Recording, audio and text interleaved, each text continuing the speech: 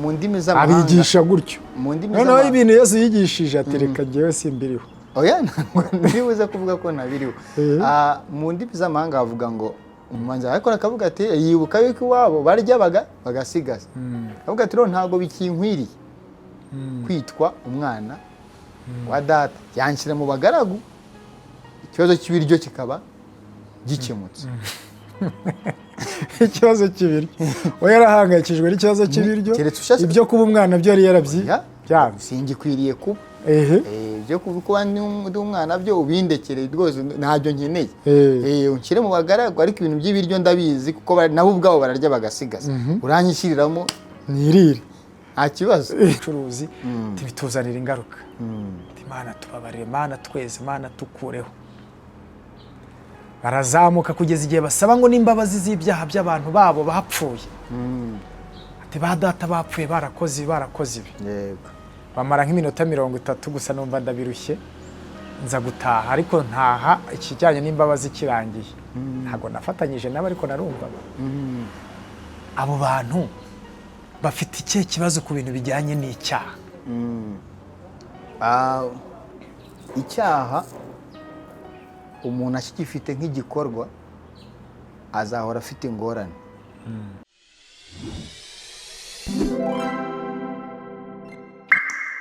turabasuje cyane mwebwe abadukurikira kuri channel yacu yitwa Kristo muri twe TV. Imana ibaha umugisha abari mu Rwanda bari hanze y'igihugu cyacu, ineza y'Imana ibabeho. Abari gusoza umwaka hari ibintu byinshi wenda wagezeho ukwiye kubishimira Imana, hari ibyo utagezeho ubwo gihari birashoboka ko ejo hawe bizagenda neza mu izina rya Yesu. Nagira nkubwire ko kuba uriho ari igishoro cy'ibindi byose uteze, kubera ko Imana yaguhaye ubuzima iba yaguhaye byose uzakenera. Ubuzima ni igishoro cy'ibindi byose uzakenera, niyo mpamvu dukwiye kuba dushimira Imana. Hanyuma imbere yanyu murareba umutumirwa, umugabo wambaye neza cyane, yes, umunyamakuru, ni umwanditsi w'ibintu bitandukanye, harimo ibitabo, harimo indirimbo, ashobora no kuzamura abahanzi. Promoter simperuka umupromota mu bahanzi cyane cyane ba gospel. Kandi niwe channel yacu ikora ibintu bijyanye na gospel. Turakwakiriye. Ndanezerewe kabisa, ndanezerewe. Sinjye urose umpaye ngo muvuge nkavuga nifata nene nabuze uko nifata. So ndishimye cyane kubona imyaka yaribaye myinshi kuri mu Burayi. Ako kantu se akantu ko mu Burayi yego byari bimeze neza aho wari uriyo ndabizi. Hanyuma mu Rwanda uhageze nyine wiyumvise uti umuntu wari umaze umwaka urenga hafi 3 ni irenga ahubwo imyaka 3. Yego abana hari ubuhamya bukomeye cyane. Imyaka 3 irenga. Wenda mere kuri icyo ngicyo ngira ngo ntago bitandukana cyane n'umuntu wese wari uri hanze yo mu rugo ahantu abamenyereye cyangwa nawe hamenyereye. Ibyo byiyumvira ubusanga bitajya kuri cyane n'umuntu wavuze ngo yagiye mu Burayi.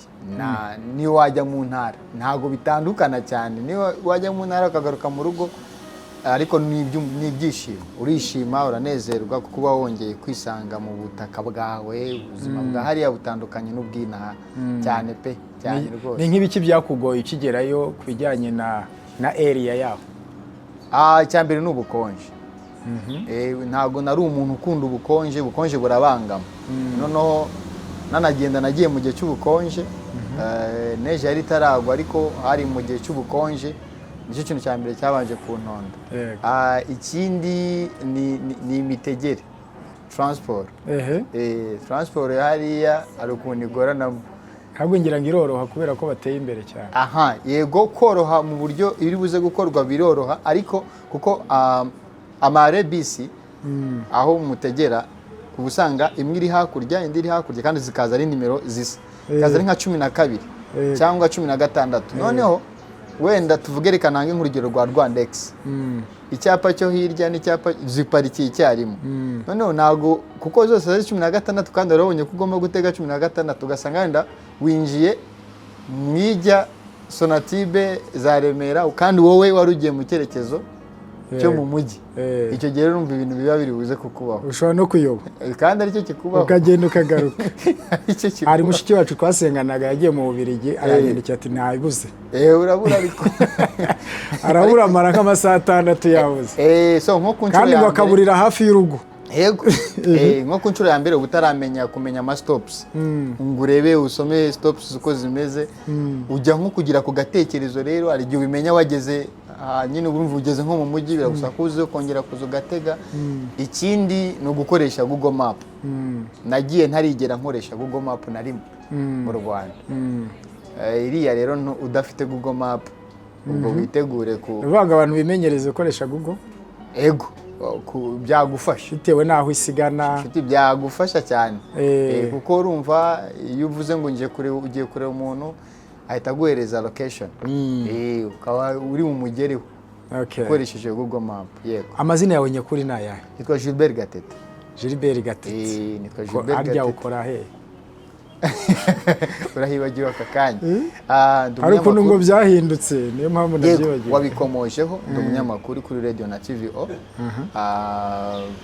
Yego. TVO ubwo bivuze? Ni yahoze ari authentique. Ubwo iyo O ivuze guki? Authentique. Uricyo gusa nyine. Nuko tugahina ni muri misi ya digitale. Nurabi biroroha ntago bigira ibintu byataye. Okay. Gatete ukunda gukora ibiganiro bijyanye na gospel, gufasha abahanzi gutuma indirimbo zabo zimenyekana. Hanyuma wowe kwizera kwa ubundi nukuye wizera ibiki? Uyu umuntu avuze nyine ngo kwizera ku gitekerezo mfite cyitwa kwizera bisa nk'ibihabanye wenda n'ibyo nakuranye. Kwizera ibyo nizera nyine bishingira ku bumenyi mfite, bishingira ku wari uzi biki se ubundi ukaba uzi biki uburyo wanabihinduye? Kwizera byari ibintu nyine biraho by'ubuhumyi uba wumva nyine ibintu utazi nyine, donc ibintu utazi ukabyizera nyine ukavuga kuba udashaka kubikwetioning, udashaka kubyibazaho. Ni ibintu nk'umuntu akakubwira ati wenda ngo ikisi nshobora wenda kuvuga ngo kuba nguhamagaye ukanyitaba ngo hari ibintu ngo by'ama waves, donc hari imbaraga runaka zituma bikugeraho. Ibyo bintu ndabyizera ntabwo nshaka kubitekerezaho kuko wenda nyine ntabwo biri kubimenyekana. Ariko iyo wenda negereye nk'umuntu wize physique akabinjyanamo akanyibwira ati buriya rero bigenda gutya bikora gutya bimera gutya na gutya, ntabwo mba nkiri kubyizera.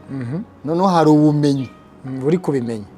Donc hari icyo ndi kumenyamo, ntabwo akiri ibintu byo kuvuga ngo urabona ngo ari indimi biba mu kirere, ariko wabaza utasobanura ibyo bintu biba mu kirere bituma izo mbaraga zo mu kirere shobora gutuma umuntu call yanjye nguhamagaye biri buze kukugeraho. Hari ubushobozi, hari uburyo byakozemo kandi bufatika umuntu yasobanurira mugenzi we. Aho rero niho nari mvugiye aho ngaho. Ukwemera kwanjye rero cyangwa icyo kiri kwitwa kwizera bishingira nyine ku bumenyi runaka maze kugira. Ubwo yaba ukwemera ubwemeramana y'umwana wayo by'umwuka wera, ngira ngo ni nayo insanganyamatsiko ikomeye isi n'uyu munsi ngira ngo igiteza n'ibindi bibazo bitarakemuka ubwabyo. Ariko ngira ngo naho wambarizaga imyemerere yanjye ku Mana. Imyemerere yawe ku Mana kuko uri umugospel mu itangazamakuru. Yego.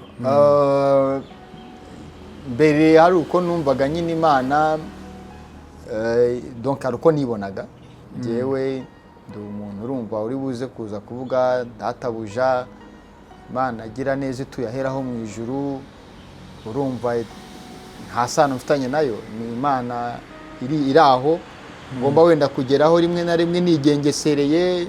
Ntanayibwira nturabona nkabanza nkanatondagura urutonde rw'ibyo wenda ntagenzemo neza, nkabanza kugira ngo twiyuzuze twihuze. Si byose nyine simbizi ibintu utagenze neza ugomba kubibwira databuja nyine ngo yego kuri databuja nuko ngukuza, ariko kuri data si ukuza. Kuri data ho uza ukuri kuko ariko mu isengesho rya data wa twese tubona muri Matayo haravuga ngo data wa twese, urumva ko uwo muntu yamenyeye ko Imana ari data. Yego. Hanyuma ariko hakazamo n'ijambo ngo tubabarire. Yego. Ubwo se ubikoze waba ukoze cyane. Izo ni version zitandukanye. Iyo hazamo kubabarira ni amaversion atandukanye, kuko hari aho tubwira ngo uduharire. Si bisase buriya duharire imyenda yacu nkuko natwe duharira. Aho rero nimba Imana igiye kukuba nidushaka tuvuge kubabarira, uvuze ngo utubabarire ibyaha byacu nkuko natwe tubabarira. Ariko ni Yesu wabivuze. Kandi ariko kuba yabivuze ntabwo aba yakwambuye gutekereza. Iyo ari kuvuga ngo ubabarire nkuko Imana ibabariye ku kigero cyawe, wibwije ukuri kurebeyeho, Imana ikaba igiye kukubabarira, ikaba ikubabarira ishingiye ku kigero cyawe, wumva yakubabarira bingana iki? Nyine nkuko ubabarira. Ariko umwami Yesu yavuze, aravuga ati utubabarire ibyaha byacu nkuko natwe. Donc ufatire kuri icyo kigero kaba kabaye. None se urumva niba utababarira, hepfo hari ahandi havuga ngo nimutababarira abantu ibyaha byabo, na so wo mu ijuru ntabwo azababarira ibyaha byanyu. Yego.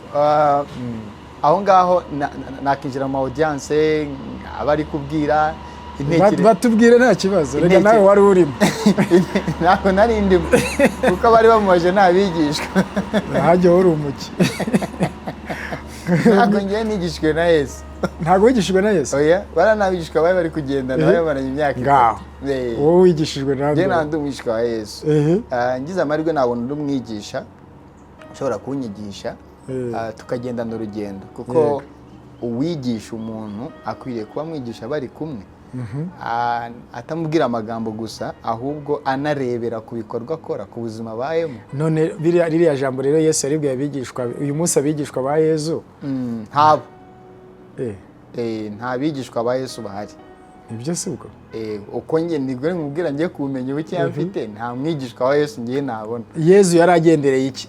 Uranyihanganira ndakoresha ijambo ry'abagatulika. Nta kibazo. Yesu. Yego. Yaragendereye iki kugira ngo avuge ngo mujye muvuga ngo? Kuko bari bamubwiye ngo twigishe gusenga. Mu ndimi z'amahanga abigisha gutyo.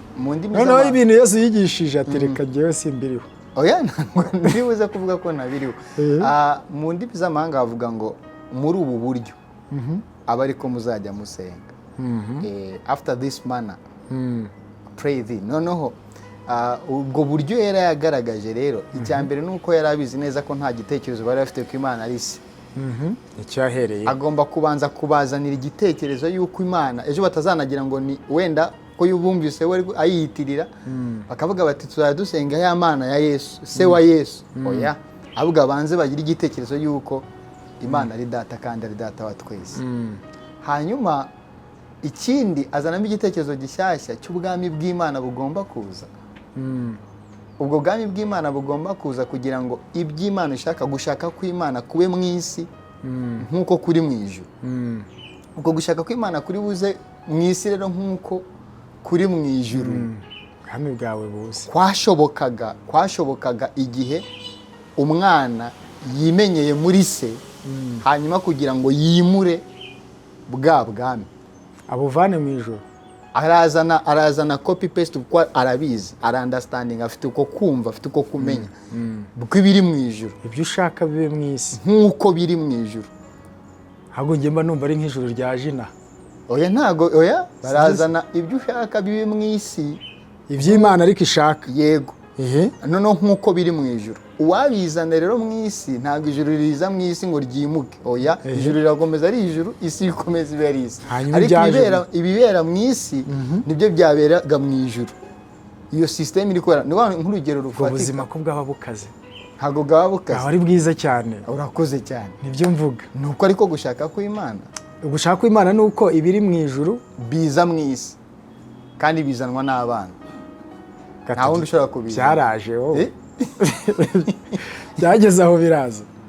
Ibyo twararisenze turasenga. Niba bizaza. Se ntibizaza. Dushaka bibe mu isi nkuko biri. Yego. Ntago mu mikorere y'Ubumana ibintu ntibizanwa n'umuntu umwe. umuntu umwe ntahagije kugira ngo ubushake bw'Imana busohore. Ni umubiri wose. Ni umubiri wose, bisaba ko ingingo donc biteranyiriza hamwe. Ni nk'imvura ntigwa, habanza kubaho ubupartikire bwinshi buri bukora igitonyanga kimwe. Buriya mvura tubona ni igitonyanga cyo cyariremye kikaremerwa iyo ngiyo. Nuko bisaba yuko ari imbaraga z'ubumwe dukangukira nyine kumenya kandi tukamenyera hamwe. Ni nayo mpamvu abigisha nawe urimo, abaprofete, abaevangeliste bose nanjye nta kibazo bakagombye kuba bafasha abera kuba bagera ku bumwe bwo kwizera. Icyo gihe tugeze aho ngaho nibwo bishoboka nyine yuko noneho ibyo uko biri mu ijuru bishobora kubaho no mu isi. Njye rero njyenyine ntabwo nshobora rwose kuzana ibyo bintu biri mu ijuru ngo ntabwo wabizanina. Njye ntabwo, kandi uri umwana nkanjye jyenyine. Ibyaremwe byose bitegereje amatsiko guhishurwa kw'abana, ntabwo ari ukw'umwana. So impinduka izanwa n'abana bashyize hamwe. Amen. Yego. None kiriya kijyanye n'imbabazi, none ako kantu ndakumvise neza. Hanyuma kiriya kijyanye n'imbabazi, ngo gusaba Imana imbabazi ngo tubabarire ibyaha nk'uko tubabarira. Nimutababarira abantu ibyaha byabo, na so mu ijuru ntazababarira. Urumva tuba dufite ibibazo bikomeye cyane. Kandi ngo ikintu cyo kubabarira mu bantu. Yego. Ndakubwiza ukuri. Yego. Kandi niyo mpamvu hajyaho ngo minisiteri y'ubumwe n'ubwiyunge, hakajyaho ngo itorero, hakajyaho ngo ibintu bitandukanye ngo bituma abantu biyumvamo imbabazi. Biba bigoye. Yego. Imbabazi, impamvu tutagira izo mbabazi ni uko tutumva igitekerezo nari mvuze haruguru. Paul abivuga yavuze ikijyanye nuko Kristo ni umutwe, hanyuma abandi turi ingingo zikoze umubiri umwe. Kuba kubabarana bitunanira nuko nta gitekerezo dufite kuri ubwo bumwe. Urutoki rwawe rurwaye ntago rwose bigusaba imbaraga nyinshi ko urujyana kwa muganga. Ntago bitekerezaho cyane. Ariko kuba tudafite igitekerezo yuko turi ingingo zimwe zikwiye kuba zunganirana, zifashanya, niyo mpamvu turwanana. Ntago ndabyuka mu gitondo ngo nsange nk'urutoki rwanjye ruravuze ruti ngewe no munsi ndakujya hejuru, ndaba ngufashe. Ntago bibaye ugasanga nk'intoki ziri gutongana, ziri kurwana, wavuga uti ibintu bigenze bite. Ntago ushobora gusanga uvuga uti ngewe ndi mugufiya, ubundi wewe kuki ujya unsumba, ubundi se we wazaje rimwe nawe ukaza ukumva kuba hano bimeze. Nuko icyo gitekerezo cy'ingingo, ukuntu umuntu ubumana bukorera muri iryo tandukanirizo, nkwita ko wampemukiye, wajya kure ugasanga na rimwe kuba wampemukiye ibyo wampemukiyemo, reka tuvuge nk'ubutaka ngo wandengereye, warengejeho, watwayeho metero cyangwa watwaye santimetero. Icyo gihe turajya mu manza. Cyangwa hari ibindi iyo turebye urutonde rw'ibintu twitwa ko twahemukiranyeho, ni ibintu nyine by'inarige, bishingiye ku inarige, ngewe nkanjye, utwanjye, utwawe, ibintu nk'ibyo ngibyo bikatuzanira ayo makimbirane ashobora gutuma turi buze kugera ku kigero dusaba. Ukivuga ibyo ngibyo bijyanye n'imbabazi zigomba kuboneka binyuze mu kumva ubumwe dufite nk'umubiri wa Kristo. Ni icyo uvuga ku bantu bahagarikwa mu madini, icyo bamwe bita gutenga cyangwa guca. Mu badive bibamo, mu barokore nk'abapanekote ya ADEPR bibamo, no mu yandi madini atandukanye. Wenda umuntu agasambana cyangwa se akabana n'umugabo badakoze ubukwe muri iryo dini rikamuhagarika, ntiyemererwe kurya ku igaburo, ntiyemererwe no gukora imirimo imwe afitiye impano zo gukora. Hanyuma umuntu agahezwa mu gihe yenda bagennye, cyangwa se ntibagene n'igihe, we ngo azisubiremo azasaba imbabazi, kandi yenda washaka no kuzisaba uwo mwanya. Itorero ku kijyanye no guca no gutenga, wivugaho iki ukurikije imyizerere wowe ufite? Icya mbere ni uko itorero, nituvuga iryo torero rivuzwa aho ngaho muri konsepte yabyo, mu gitekerezo cyabyo, narifata nk'umuryango. Umuryango rero ugira amahame, ugira umurongo ngenderwaho. Iyo uwo murongo rero ngenderwaho utatiriye, utawugendeyeho, akaba yahanirwa kuri uwo murongo yarenzeho, ibyo ngibyo nta kibazo ngiye mbifiteho. Ariko ikibi ni bavuga ko baba ukubitwerera banakubwiye, ni ukubitwerera Imana. n'Imana ibibirimo. Ah, Imana ngo nayo ibigiyeho gake. nibo babishyizemo ariko ntabwo Imana ibyo ngibyo Ariko ibirimo. urumva abakristo benshi baba ni gutyo babizi. Kubimenya gutyo ni ikibazo. Kuba umuntu wasambanye, umuntu wakoze ibyo nyine idini ryabuzanije cyangwa itorero, n'Imana ibigiye nk'uko itorero rigiye. Oya, ntaho bihuriye, kandi ubifite ubu aka kanya ntantera amabuye kuba ntabyumva uko abyumva. Gusa urwo rubanza rugirwaho n'ayo mahame yashyizweho.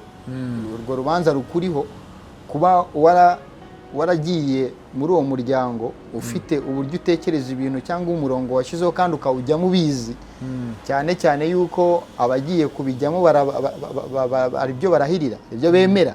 Babanza kwiga inyigisho z'umubatizo kandi bakanamenya n'iby'idini. Iri dini twemera, tugendera kuri ibi ngibi. Nuramuka urenze kuri ibi ngibi uzabihanirwa, kandi n'ibyo uzahanirwamo ni ibi ngibi. Ku ruhande rw'Imana rero, uruhande rw'Imana rumva ntabwo ndi buze kuvuga nk'umuvugizi wayo, ndaza kuvuga gusa nk'umuntu ufite uko wambabare ukavuga nk'umuvugizi wayo. ntabwo nshobora kwigira umuvugizi w'Imana, kuko nicyo kintu cyanatugize uko tumeze uko nguko. ni uko abantu babaye abavugizi b'Imana bakavuga mu izina ryayo. Ariko ngo turi intumwa mu cyimbo cya Kristo. Watumwe ntacyo, ariko utabyitiriye, kuko nanone wowe ntabwo se watumwe. Intumwa igirwa intumwa n'ubutumwa. Iyo turebye ubutumwa, tuha ubutumwa, iyo twumvishe ubutumwa umuntu afite, nibwo duhita dushobora kuba twakumva ko wa muntu koko yatumwe nande. Ese koko ubwo butumwa uzanye ni ubw'uwagutumye? Birajyana koko kuwagutumye ni Imana nziza, ni Imana y'urukundo, ni Imana y'amahoro, kuko ni ubutumwa buyikomokaho, ni ubutumwa bw'amahoro. Bukwiye kuba ari ubutumwa bw'amahoro, ni ubutumwa bw'urukundo, ntabwo ari ubutumwa buza rwose gutatanya intama nk'uko tubivuga. Ni ubutumwa buza kunga intama. Ndagushimiye. None Imana yibifata ite kuri uwo muntu wagize izo ntege nkeyo, nayo ibigiye nk'uko babitekereza, ibidahari mu buzima bwe, mu ruhande rwe? Nabisubirisha Bibiliya. Baranavuga ngo iyo upfuye uri inyuma y'itorero uba ugiye mu muriro rwose burimbutse. Ego, keretse nk'uwagiyeyo akazana ubuhamya. Kuba ntawe urajyayo wivugiye uwo muriro, niwe wazana ubwo buhamya. Wapfiriye hanze y'itorero, akaba yaragiyeyo akaza kutubwira ati burya iyo upfuye bimeze gutya dore aho ujya. Naho ibivugwa ni ibitekerezo badusangiza, ariko ntawe ufite twatangiriyeho nta bumenyi.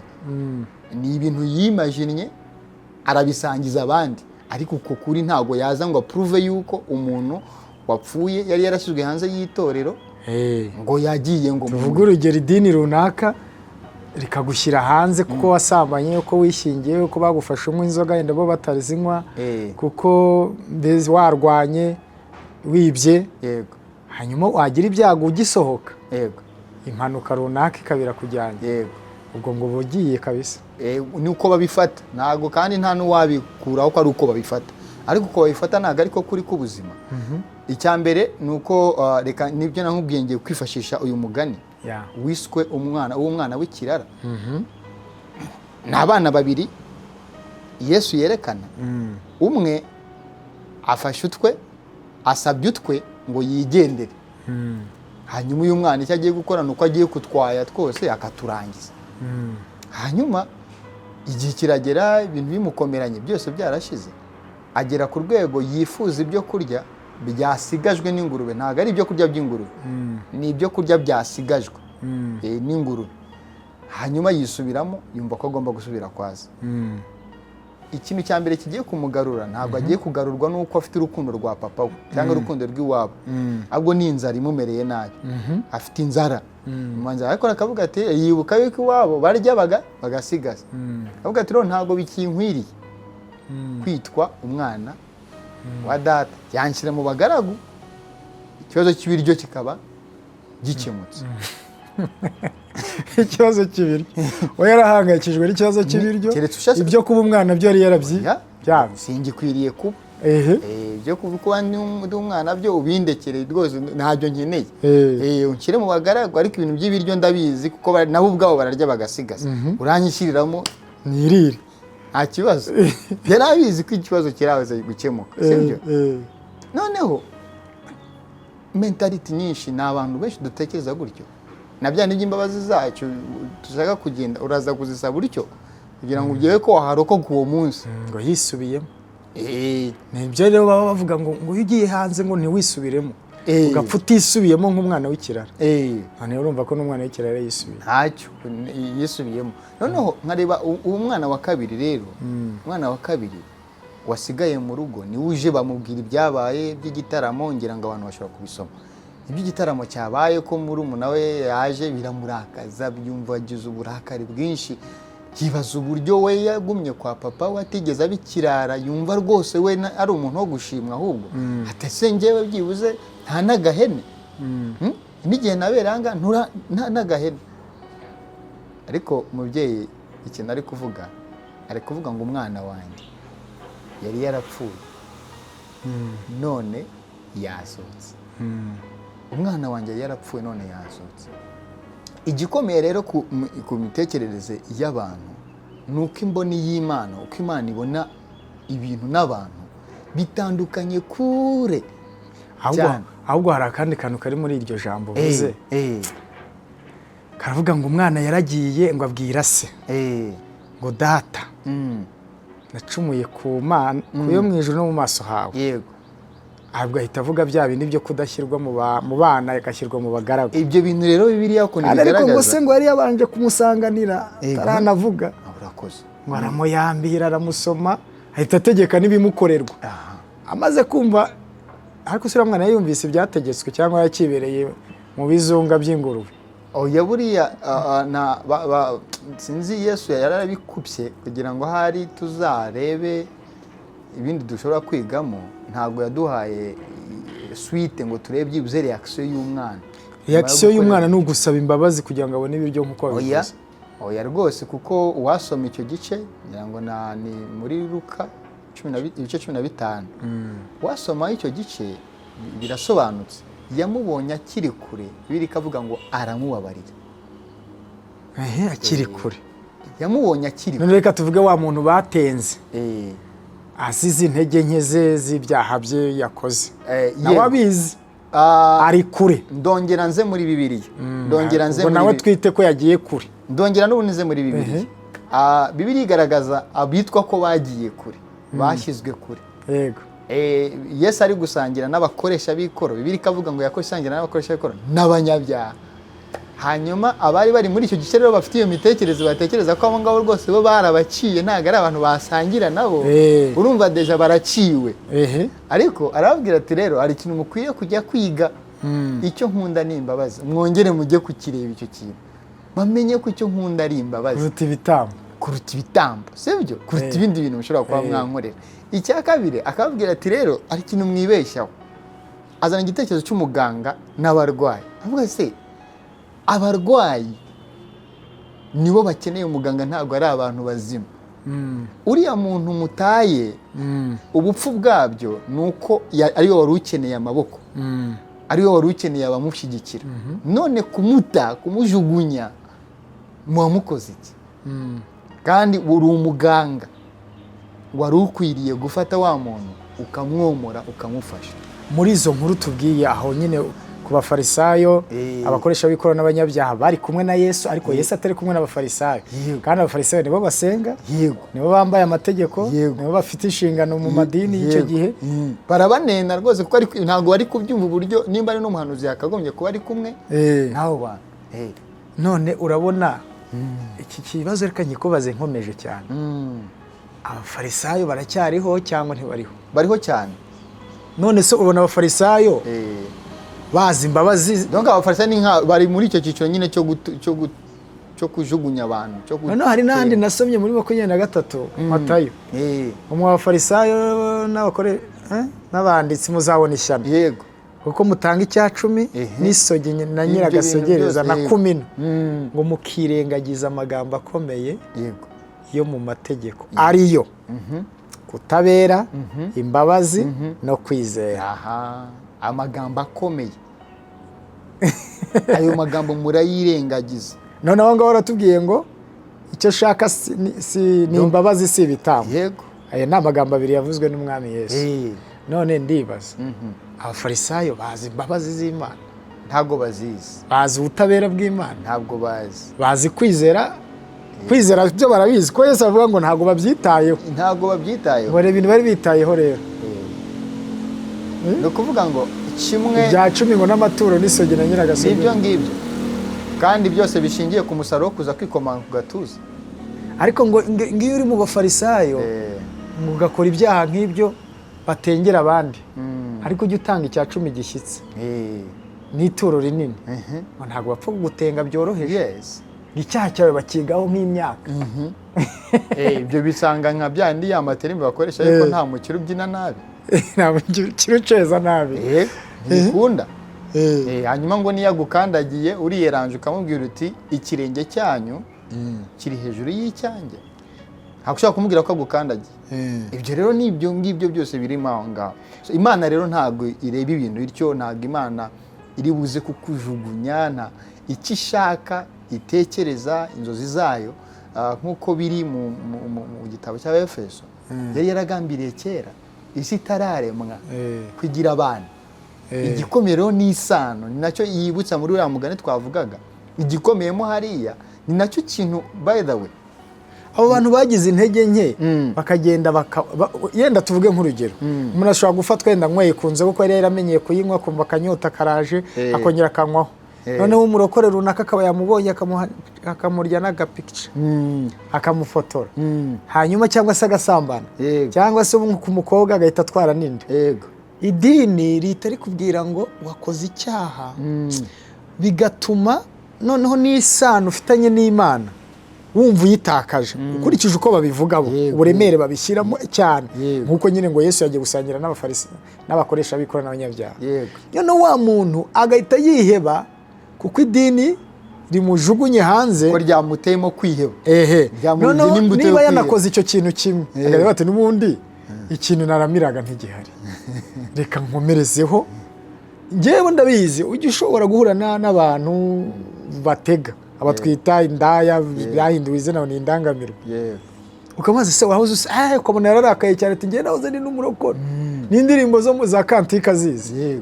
Base byaje kugenda bitate, gukizwa byarananiye, gukizwa binanirana bite? Ibyo bita gukizwa. Gukizwa ubundi byaje kunanirana bite? Gukizwa ni nta kuntu bitakunanira mu gihe hari igikorwa ushaka kwikorera. Numva gukizwa nyine ni igikorwa ukorerwa, ni igikorwa ukorerwa. Nurahura n'abantu byananiye se? Ibyo byabananiye si ugukizwa. Cyakora n'icyo bita gukizwa, ariko gukizwa ni igikorwa ngirirwa, ni igikorwa ukorerwa. Hanyuma rero uruhare rwawe ni ukumenya icyo wakorewe, ntabwo ari icyo ukora. Ntabwo rero wavuga ngo iyo uri kuvuga ngo nananiwe gukizwa, uba uri kuvuga wowe ibyo wananiwe gukora. Hari n'akajambo bajya bakoresha mu madini ngo gukizwa nabi bitera umwaku. Ibyo nyine ni ubuterime buri aho budafite icyo buzana, nta musaruro bw'ibyo. Ese gukizwa nabi bibaho niba gukizwa atari ibyo wikorera, ari ibyo ukorerwa. Ubwo gukiza se wowe ufite ikibazo, wakijijwe nabi nyine wagitoye. Ntabwo nirirwa ni ngovuga ngo inkoko yabazwe nabi, wabazwe nabi. Ngo wabazwe nabi ntabwo ari ukuvuga ngo wibaze nabi, wabazwe nabi, wakijijwe nabi. Wagukijije rero, ukiza ni wowe uri gushyiraho icyaha, ni uri gushyiraho ikosa, ko yagukije nabi. None abanyamadini benshi ntibashyiraho Yesu ikosa kuko niwe mukiza w'abantu.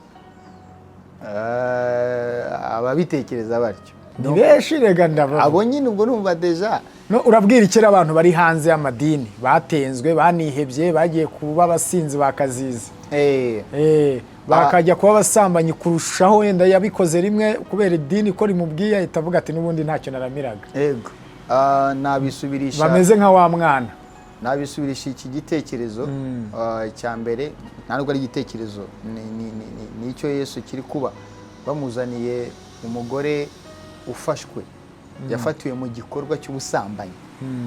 hanyuma iby'umugabo kuba batamuzanye sinzi impamvu kandi bari bamusanganye basanze ari abantu babiri ntabwo bamusanze yisambanye rase si hohoterwa ryagirirwaga abagore ibyo sindi bubigarukeho umugabo arigendera ashobora no kuba yaraje no mu bantu bari baje kumushungera itegeko rihari ni uko yagombaga guterwa amabuye kandi agaterwa amabuye ku karubanda uwo muntu rero watenzwe azira ibyaha bye cyangwa azira icyo yakoze cyitwa icyaha nk'uko byanditswe cyangwa byavuzwe kuko icyaha gitangira gufatwa uko gihanirwa n'ibihano nyuma y'imyaka 430 hafatiwe ku gihe Aburahamu yagiranye isezerano n'Imana.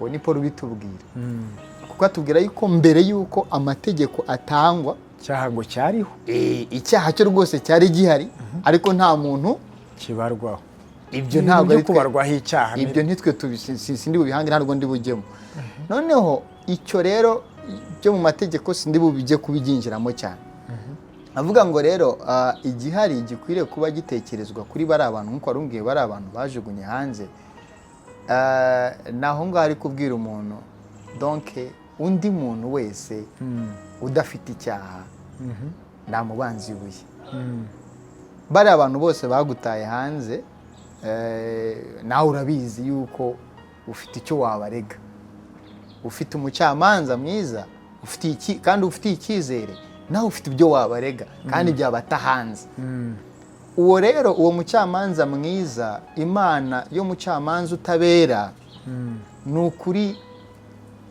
ikuzi imbere n'inyuma nta nubwo izi icyo cyaha wakoze wazize izi nicyo uzakoresha izi nicyo utarakora kuko icyo utarakora wenda ushobora kuba warazize ikintu runaka ukaba ari cyo utengerwa ariko icyo utarakora n'ejo yirakiza ikureba imbere n'inyuma ni ukuvuga ngo ikubona wambaye ubusa mu gihe abandi bashobora kukurebera gusa kuko umwenda ukuyeho ariko icyo wambaye nta wakubona ariko ikubona niyo waba wambaye ikubona wambaye ubusa navuga ngo rero uwo muntu ushobora kuba afite igikomere cyo mu mutima cyo kuba avuga ngo yaratenzwe yashyizwe hanze ya sosiyete ariko ntiyashyizwe hanze y'Imana ahubwo ikibazo cyabazwa kimeze nk'icya reka msoreze kuri iki ngiki Adamu nta kindi kintu ari kubona ari kuvuga ngo numvise imirindi yawe ntinyishwa icyanzeho cya mbere n'ubwoba ntinyishwa nuko nambaye ubusa ariko Imana nta kindi kintu iri kuvuga ngo ninde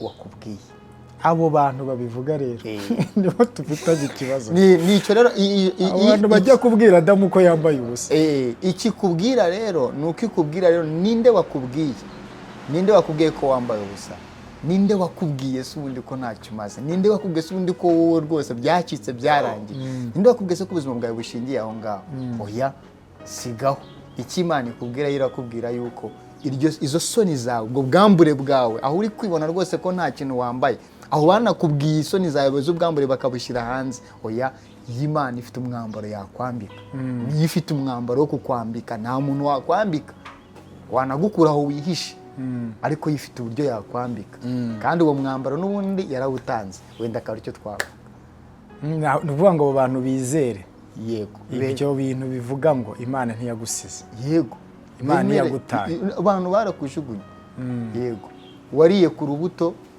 wariye ku giti kibujijwe wariye ku giti kibujijwe kuri iryo tunda bamugani ariko iryo tunda ni ubwoko bw'igiti cy'ubwenge bumenyesha icyiza n'ikibi nicyo baguhaniyeho nawe nicyo kiri kuriraho wibonaho ibibi benshi banze gusenga benshi banze gusubira mu nsengero nuko kwihisha naho nyine bari mu bwihisho kuko baba bariye ku giti cy'ubwenge bumenyesha icyiza n'ikibi naho bakorera naho barebere n'imboni zabo zirebera mu cyiza n'ikibi ukeneye kuvayo rero ukarira ku giti kindi gishyashya none urabwira icyo abantu iryo jwi ngewe ndavuga abantu kuko nibo bafite iryo jwi hari ijambo Pawulo yavuze mu ba Galatiya ngo ariko ubatera ubwoba ibintu nk'ibyo ubatera ubwoba cyangwa se akwiriye kwikona ubatera ubwoba nyine abayizera akwiriye kwikona sinzi niba uri kucyumva icyo ushatse kuvuga ndacyumva abo bavuga butumwa hari icyo Pawulo wababwira abo ngabo baza kukubwira ngo wambaye ubusa baza kukubwira ngo wowe ntushoboye, wowe n'Imana ntiyakwemera, ugiye hanze watandukanye nayo ntacyo mugipfana, keretse wowe yenda ukoze ibi n'ibi nibwo mwakongera mukagirana isano. Wa muntu akavuga ati none se ndabikore na cya kindi nongere ngikore nzahora muri ibyo, agahita yiheba. Abavugabutumwa bo abavugabutumwa bararengana. Ku ruhande rumwe ntabwo ngenda ibuze guhita mvuga mwavugabutumwa n'ibiki n'iki. Yesu hari ikintu yavuze cyoroheje cyane, avuga ati abafarisayo mwe mwebwe muri ku rwego rw'impumyi. Yavuze ibijyanye n'ubuhumyi buranda atari ku izindi mpumyi. So impumyi rero kuba yagize initiative ikwiye kubishimirwa yo gufata izindi kareba ko yazemura ikazigeza ahandi. So rero ariko ngo zigwa mu rwoba irashe nuko nyine kandi bombi bagwamo nta kundi niho bari. So rero ubashije kubona kandi akabona ko abaguye mu rwobo bari bahumye, ntabwo nahita ntangira guhita mvuga ngo mwebwe se ko mwayo. Ariko si mugani wacira n'urubanza ko ari impumyi zarandasize. So rero ntago mu by'ukuri navuga ngo mwabavuga butumwa bari bafite ishyaka. Paul arigita ishyaka ritava mu bwenge. Donc hari ishyaka ariko ritari gukomora isoko mu bwenge, ntabwo riri gukomoka mu bwenge. Kubera iki? Kuko hari ugukiranuka batamenye. Ni ugukiranuka kw'Imana gukwiriye kuba kumenywa. Hanyuma utakuzi igihangano ntabwo kiba kiri bubure. Ahanga gukiranuka kwe. Uko gukiranuka kwe rero azakukuziza. Azakubwira ati ibi bintu ntabwo ari kubigenda kubera yuko ijipo igomba kwandika ikamanuka. Ariko abayahudi ntabwo bari bafite amategeko. Muri 323 ntabwo iryo tegeko ryo kwambara mini ririmo se. Ashwe urikuye. Ariko harahanditse ngo umugabo ntakambarane n'umugore. Bari bambara n'iki? Nk'amapantaro se n'amaguti. Ryari urashingira ryari amapantaro yari ahari. Uri kubivuga n'igihe ari kuyivugira abagabo bambaraga amakanzu. Ubwo si ubwo iri kuvuga ngo kwambarana. No kuburyo hano iyo umugore yambaye ipantaro mu madini amwe namwe baba waguye kwere. Nyine uri kugwa ariko kuko udashaka gutekereza. Bavuga ngo umugabo ntakambarane n'umugore bari kuvuga iki? Uri kubivuga bambaranaga iki? Bambaranaga ryari? Kubera iki batari kwambarana? Ipantaro yikuye. Ipantaro ngo hapi. Nyine uyikuye ko ari y'abagore n'iy'abagabo. Wambaye ipantaro y'abagore bakubona. Ariko ako kantu karimo n'ubujiji. Umuntu ntago gusa kwambara ipantaro bihagije ngo ube wambaye ipantaro.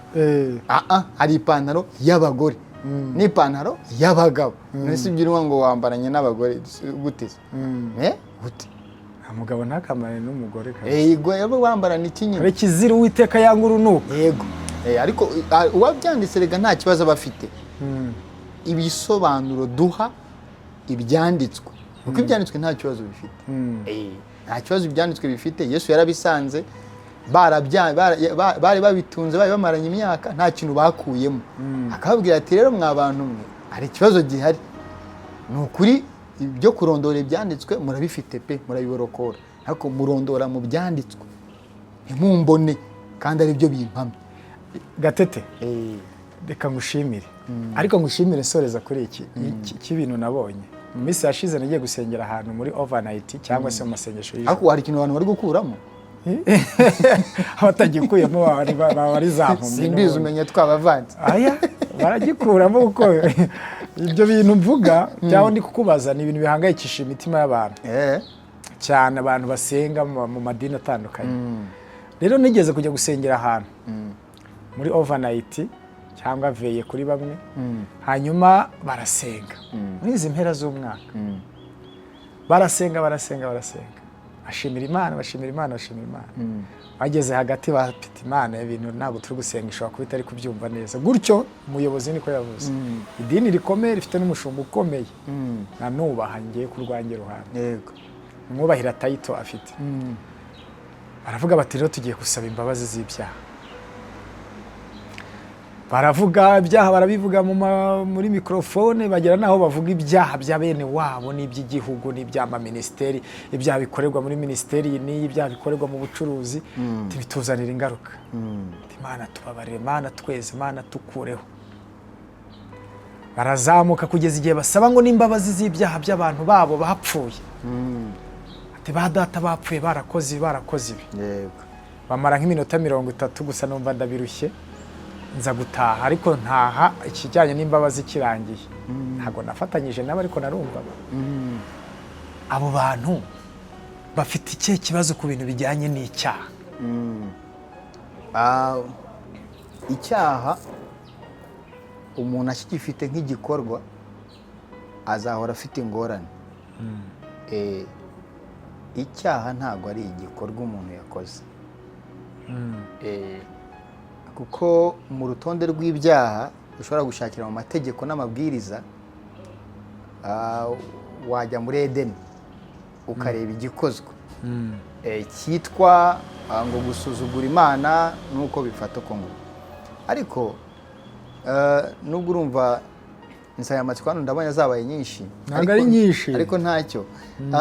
Turacyari ku bintu by'imbabazi n'izo mbabazi. Impamvu ari gusaba imbabazi, ari gusaba imbabazi z'igikorwa yakoze, ariko ari kwirengagiza icyo Yesu aganiriza n'abafarisayo yogeze kuvuga, akavuga ati rero reka mbereke mu mategeko yanyu ya Mose. Ashobora kuba yarasaga nk'ari kuyikuraho. Mu mategeko ya Mose bababwiye ngo ntugasambane, si uko byanditse? Atari ko reka mbereke. Ntabwo rwose ibintu byo gusambana ari byo bintu bya danje, ahubwo ureba umugore wundi akamwifuza tayari yamaze gusambana nawe. Ariko iki kibazo kiri no ku bagabo gusa, kuko Yesu yavuze ureba umugore, ntabwo yavuze umugore ureba umugabo. Ntacyo, ubwo buri wese igitekerezo gihanitse ni ikiri kubera mu ntekerezo za muntu. Ari kwerekana yuko igikorwa nk'igikorwa atari cyo gikomeye kurusha igitekerezo umuntu afite muri we.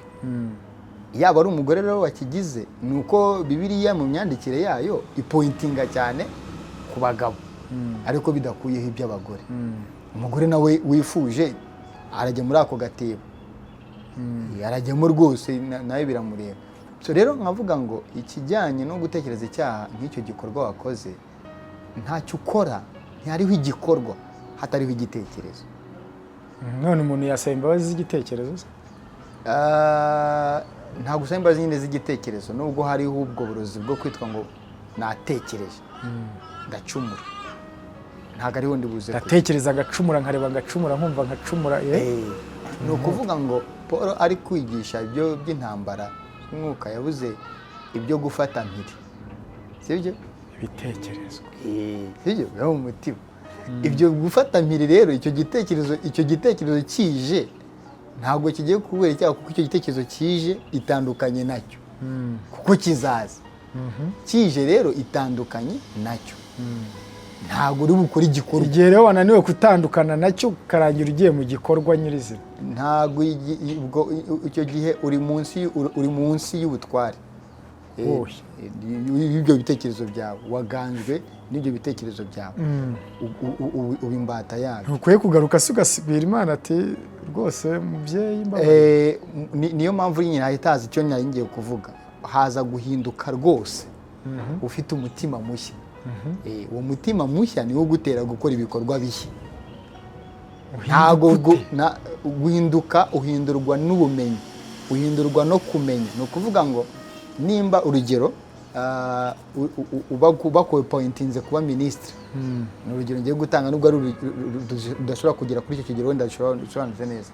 Bakwa pointinze kuba minisitiri kandi hari ubundi buzima wari wibereyemo, bizagorana kugira ngo uhite ugera ku rwego nyine rwo wumva wirishirizaga ikiyiko. Ariko bigiye kugusaba yuko ahantu uzaba ujya kurira rwose witabaza ikiyiko ndetse n'icyuma. Ibyo bintu rero birabanza bikagutonda. Hanyuma iyo umuntu agiye kukubwira, ntabwo akubwira ibyo uri gukora, ahubwo atunga agatoki uwo uriwe. Ntabwo akubwira ngo ukoze, arakubwira ati uzi kuri minisitiri. Nicyo kikugarura, ugarurwa n'icyo uri cyo, ugarurwa n'uwo uriwe. Ntabwo ugarurwa n'ibyo bikorwa umuntu ari gukora. Iyo bamaze gushaka, ubwo ku bashatse bashobora kunyumva wenda birenzeho, umujene mariye mu mezi 2-3 ya mbere, ikintu cya mbere kikugora ni ukwiyajasitinga, kumenya yuko nimba aho wagoroberezaga y'amasaha agiye kurenga, uzi ko washatse. Ntabwo ari kugira ngo iri joro uzi ko washatse. Icyo rero cyawe wowe washatse gitangira gutuma bikosora ibyo ukora. Ibyo ukora rero bingana n'uzi uriwe. Uko urushaho kumenya rero kuri umwana w'Imana, uko urushaho kumenya yuko wakomotse ku Mana, ukomoka ku Mana, kandi ukeneye kubaho ubuzima bw'icyubahiro, hari ibintu rwose biba bitakikugora kumva yuko ari ukurwana ibyo uri gukora. Ahubwo iyo identity, ako kamero kawe niko kagukiza. Agakiza kari mu kamera, kari mu wuriwe, ntabwo kari mu kureka ibyo ukora, kuko wabireka ariko ukiri donc ukiri umuntu nyine uri aho ngaho ukiri. Uvuga ngo abantu bashyira imbaraga hehe rero? Bashyira imbaraga mu kumenya abo bari muri Kristo Yesu. Ubwo abakozi b'Imana batwumva nabo bazatubwire, bigisha abantu kwimenya muri Kristo. Nicyo cyonyine, niho agakiza kari. Bakeneye kwimenyera muri Kristo Yesu, bakamenya yuko muri Kristo Yesu, iyo umuntu ari muri Kristo Yesu, mu rwandiko Paul ari kwandikira abakorino ibice 2 were nko ku murongo wa 14, abwira iby'urupfu rw'umwe rwahindutse urwa bose. Hanyuma akavuga yuko ati uhereye none rero, uhereye icyo gihe umuntu amenye ubwo bumenyi, ntidukwiriye kuba tugira ibitekerezo byo gutekereza umuntu dukurikije amasekuruza ye. Bivuze ngo n'ibya karande hari ukuntu bishobora kuba byagira uko bijyanye n'uko umuntu atekereza. Ntabwo dukwiriye kuba dutekereza umuntu dukurikije amasekuruza, ahubwo iyo umuntu ari muri Kristo Yesu, aba ari ikindi kiremwa, ni ikiremwa gishya. Hanyuma ibintu bye byose biba bihindutse bishya. Kandi ibyo bihindutse bishya bikomoka hehe? Ku Mana yiyonze. Reka turi kugana ku musozo, biragaragara ko ikintu cyitwa kwimenya muri Kristo gifiteho knowledge ihagije, ubumenyi bwiza no kugerageza. Wowe ku rugero ugezeho, kuko biracyakomeza, ku rugero ugezeho rwo kwimenya muri Kristo, ni izihe nyungu nk'eshatu wagize mu buzima bwawe? Ikintu cya mbere ni amahoro. Ni amahoro. Inyungu ya mbere ni amahoro nyine yo kuba sinikomanga ku gatuza ngize ibyo nkora byitwa byiza. Nta nubwo nikira witeka nkoze ibyitwa bibi. Ntabwo nikira hiteka kuko nakoze ibi. Nta nubwo nikomanga ku gatuza kuko nakoze ibyitwa byiza.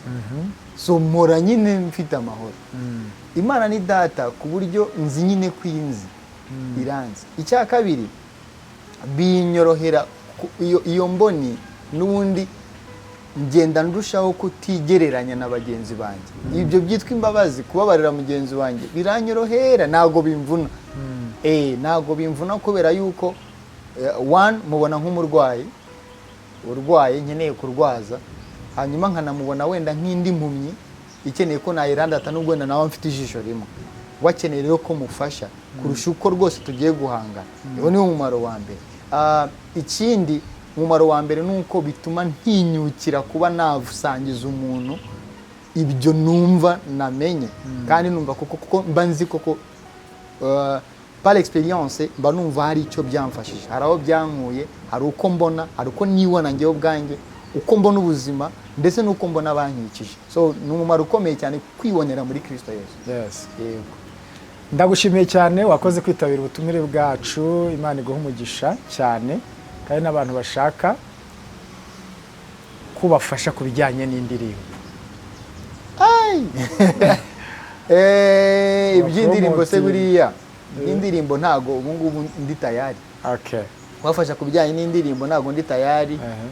Icyo mfasha ni uko dushobora kugendana urugendo. Hari programme yitwa Intentional Living Program, ni online, batangira mu mwaka utaha. Nicyo dushobora kuba twafatanya, aho dushobora gufasha umuntu kubaho ubuzima bugambiriwe. Imana iguhe umugisha cyane. Numvise ko wanditse igitabo, mu kindi kiganiro gikurikira uzaduha umucyo kuri icyo gitabo. Abantu benshi bagisomye bambwiye ko ari igitabo cyagiye gifasha ubuzima bwabo n'intekerezo zabo mu mibereho ya buri munsi. Gatete, ndagushimiye. Imana iguhe umugisha mu izina rya Yesu. Urakoze, nanjye reka ngushimire, nshimire ubwo n'abadukurikiranye, ubwo mu nsanganyamatsiko nyinshi twavuzemo, ubwo buri wese aragira icyo akuramo asigarana, hanyuma ubwo ibitekerezo byayo nyine namwe mukabitanga. Uri umugisha cyane. Amen.